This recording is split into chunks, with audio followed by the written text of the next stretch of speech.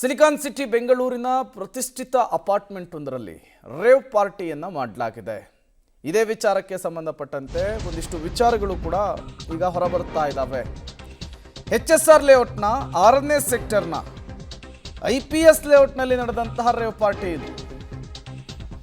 IPS ಲೇಔಟ್ನ C9 ವಿಲ್ಲಾದಲ್ಲಿ ಭರ್ಜರಿ ಮೋಜು ಮಸ್ತಿ.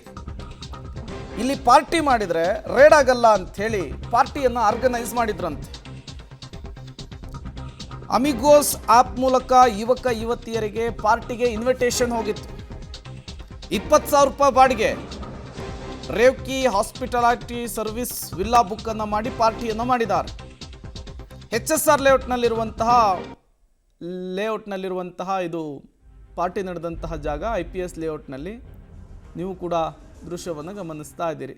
ಇದೇ ವಿಲ್ಲಾ, ಇಲ್ಲಿ ರೇವ್ ಪಾರ್ಟಿಯನ್ನು ಆರ್ಗನೈಸ್ ಮಾಡಿದರು. ಈ ರೇವ್ ಪಾರ್ಟಿಯಲ್ಲಿ ಭಾಗಿಯಾಗಿದ್ದು ಯುವಕ ಯುವತಿಯರು, ಅದರಲ್ಲೂ ಕಾಲೇಜ್ ಸ್ಟೂಡೆಂಟ್ಸು. ಎಂಟ್ರಿ ಫೀಸು ಅಂತಿರುತ್ತೆ ಈ ರೀತಿಯ ರೇವ್ ಪಾರ್ಟಿಗಳಿಗೆ. ಎಂಟ್ರಿ ಫೀಸನ್ನು ಕೊಟ್ಟು ಒಳಗೆ ಹೋಗಬೇಕಾಗುತ್ತೆ.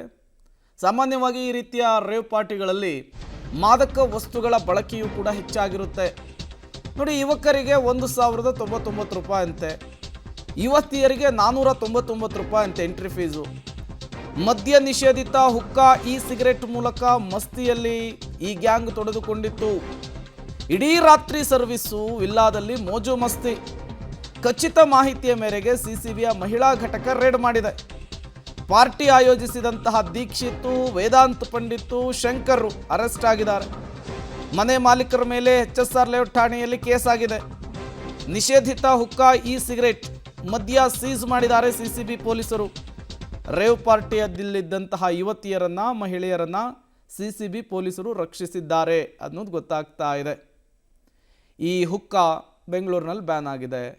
ಸಿಗರೇಟು ಇಂಡಿಯಾದಲ್ಲಿ ಅವಕಾಶ ಇಲ್ಲ. ಅದಾದಮೇಲೆ ನಿಷೇಧಿತ ಒಂದಿಷ್ಟು ಮದ್ಯದ ಬಾಟಲ್ಗಳು ಕೂಡ ಸಿಕ್ಕಿದಾವಂತೆ.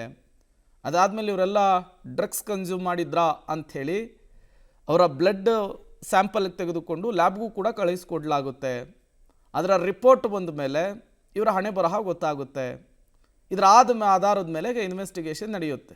ಬಟ್ ಈಗ ಪೊಲೀಸರ ಅನುಮತಿ ಇಲ್ಲದೇನೆ ಸಿಟಿಯಲ್ಲೇನೆ ರೇವ್ ಪಾರ್ಟಿ ಆಯೋಜನೆ ಮಾಡಿದವರನ್ನು ಪೊಲೀಸರು ಲಾಕ್ ಮಾಡಿದ್ದಾರೆ ಅನ್ನೋದು ಗೊತ್ತಾಗಿದೆ.